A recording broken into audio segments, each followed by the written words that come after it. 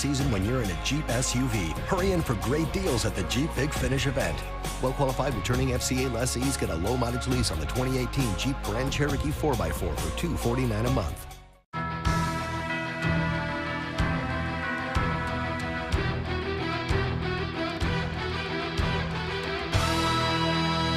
Get 2,000 customer cash on the purchase of a new 2018 Sportage at Kia's Light Up the Holiday sales event.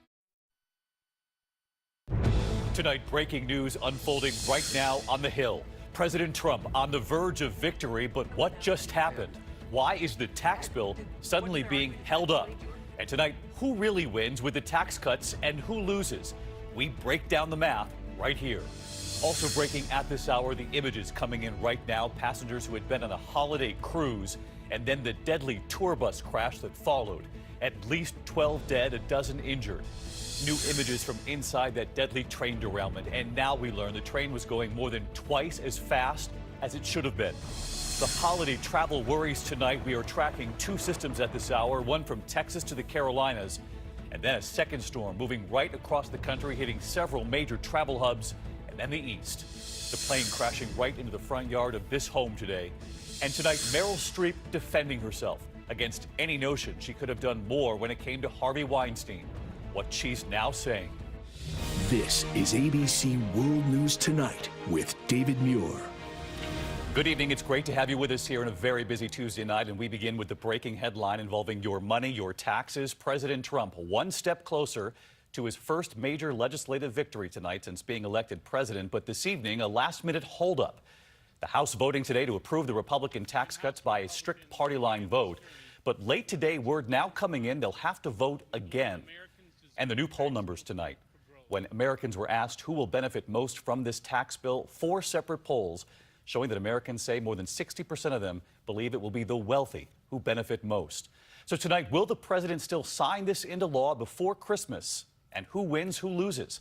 ABC's Mary Bruce leading us off from the Hill. House Speaker Paul Ryan today excitedly gavelled in the first major legislative win of the Trump administration. The yeas are 227 and the nays are 203. The conference report is adopted without objection. The motion to reconsider is laid upon the table. His gavel rolling off the podium as the biggest tax overhaul in 3 decades cleared a major hurdle in the House. But tonight, a procedural snag will force them to vote again tomorrow. Still, earlier Republicans were ecstatic. Today, we are giving the people of this country their money back. But the speaker interrupted by one of many protesters on the Hill. Across the country tonight, Americans are asking how this bill will affect them. Corporate America will see the biggest tax cut from 35% to 21%. That cut is permanent. Tax cuts for individuals will expire in 8 years, but in the meantime, they will see their standard deduction and child tax credit doubled. But a new study shows Americans making $75,000 a year or less will actually see their taxes go up within a decade, while wealthy Americans will continue to see a tax cut. Tonight, Republicans insist this bill will benefit the middle class. You guys go do your homework on the thing. You don't trust the analysis? Are you kidding? The $40,000 woman, single mom, is going to get over $1,000 back. Americans who live in states where taxes are highest could pay a big price because the new law will limit deductions for state and local income and property taxes, capping them at a combined $10,000. In New Jersey, Trump voter Cassie Smith is concerned it will take money out of her pocket. When we don't get the deduction on our tax return, that the property value will go down. So how am I going to try and sell that house? The states likely to be hardest hit: New Jersey, New York, and California. It's primarily why those 12 House Republicans voted no. Congressman, are you still a no? I am, yeah. Still no. Republicans argue the major tax cuts for corporate America will trickle down to Main Street America, leading to hiring and higher wages. But skeptics say don't count on it.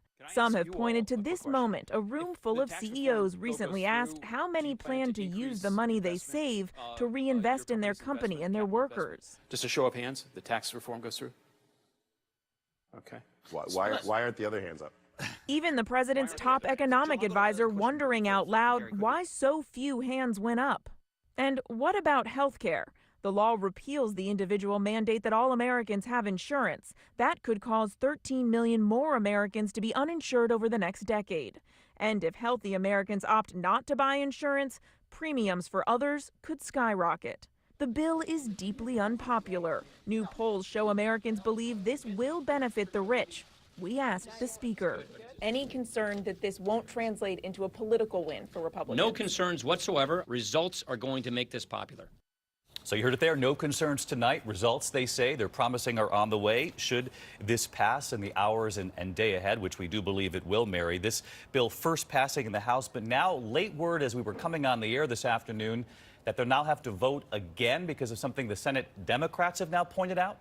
Yeah, David, this is essentially a procedural snafu, but it creates a real headache for House Republicans. The bill includes several provisions that are not related to tax reform. Republicans now have to change that and then vote again. But bottom line, this bill is still expected to pass. All right, one more bottom line. When will the president actually sign this bill? Will he be able to keep his promise to sign this before Christmas? Well, the White House is now suggesting that the president may not sign this until the new year, saying that the process to get the paperwork to the president's desk may actually take some time. David, the president has promised Americans tax reform for Christmas, and now they're suggesting that might not happen. David? We can hear the voices of some of the Americans gathered there in the Capitol behind you, Mary. Thank you. And one more question on this tax bill tonight. How will President Trump and his family fare? And did he keep his campaign promises? What the White House told our Cecilia Vega today. Tonight, the White House celebrating what it calls a promise made and a promise kept. A promise like this. I took this job on behalf of the forgotten men and women of our country. But guess what? They are forgotten no more. Most working and middle-class Americans will get a tax cut, but independent analysts say eventually their taxes will go up. And the president recently promised a tax code so simple you could file on a postcard. Great job. Thank you very much. I didn't know I was going to be given a prop. Banana bag is my only copy. No, I just... Sorry. Don't laugh. It's yours. It's yours. That postcard not happening either. The 503-page tax bill still means a lot of paperwork for taxpayers. The president insisting time and time again he's going to pay big league under the plan. It's not good for me, believe me. This is going to cost me a fortune, this thing, believe me. Also, not true.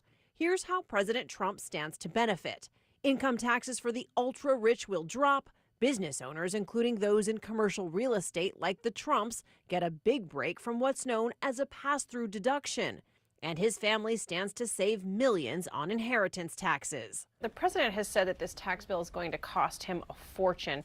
That's actually not the case. How does he figure this is going to cost him a lot of money? Look, we expect that it likely will, certainly on the personal side, could cost the president a lot of money. But he stands to benefit from pass-through deductions, top rate tax reduction, estate tax exemption is doubled. He's going to make money on that. Look, again, this is a tax plan that we hope benefits all Americans. And Cecilia Vega live at the White House tonight. Cecilia, you pressed Sarah Sanders on whether President Trump will benefit from this tax bill. She said over and over again that this bill will cost the president, but she did seem to then couch her words. Yeah, when it comes to his business dealings, David, Sarah Sanders says that the president could benefit from these tax cuts. She still maintains that he will take a hit when it comes to his personal income. But, David, the president stands to win on both fronts. All right. Cecilia Vega at the White House for us again tonight. We move on to other news, and the other developing headline at this hour, passengers on a holiday cruise in Mexico, many of them Americans, then crashing on a bus trip to a tourist site several hours south of Cancun, several dead.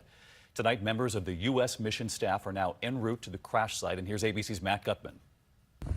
Tonight, investigators in Mexico still trying to determine what caused this tour bus carrying cruise passengers to careen off the road in rural Mexico. You can see the bus on its side, pushed up against that thick vegetation. Police tape is up and stretchers are there for the wounded. Bystanders appearing to rush in to help the wounded, some of whom were splayed out on the two-lane roadway.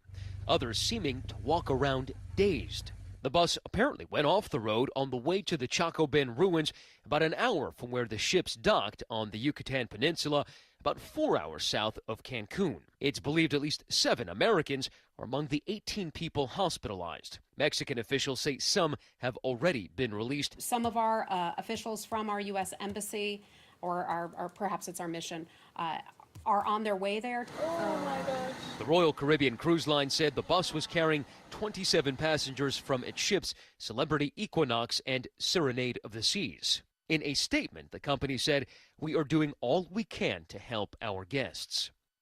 David, those cruise ships originated in Miami and Fort Lauderdale, and what is so gutting about this crash is that nearly half the people on that bus were killed, including a minor. David. All right, Matt Gutman, our thanks to you, Matt. We are also learning more tonight about the horror playing out for Americans on that speeding train in Washington State, a new faster route on its first day being used, derailing on a bend in the track. Heavy equipment lifting the cars right off the broken track and right onto the highway below. We do have new images tonight of the damage inside the train, the shattered windows there and the sides crushed in. Tonight we've now learned the train was traveling more than twice as fast as it was supposed to. ABC's Clayton Sandell in DuPont, Washington. Today, giant cranes began picking up the pieces of Amtrak 501. Crews are working around the clock, clearing wreckage from Interstate 5, still shut down going south. Amtrak 501, emergency. We are on the ground. Investigators are focusing on the train's speed before it came crashing onto drivers below.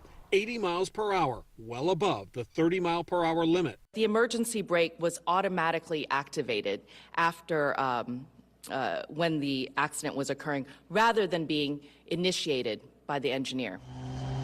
The train was making its first passenger run between Seattle and Portland on newly upgraded track, filled with rail lovers like Zach Wilhoit and Jim Hamry, two of the three people who died. You know, it was like being inside an exploding bomb. Beverly and Charlie Hebner were excited for that maiden run, too. I saw her legs, and I reached down and I shook one, and she shook it back. I said, oh, boy.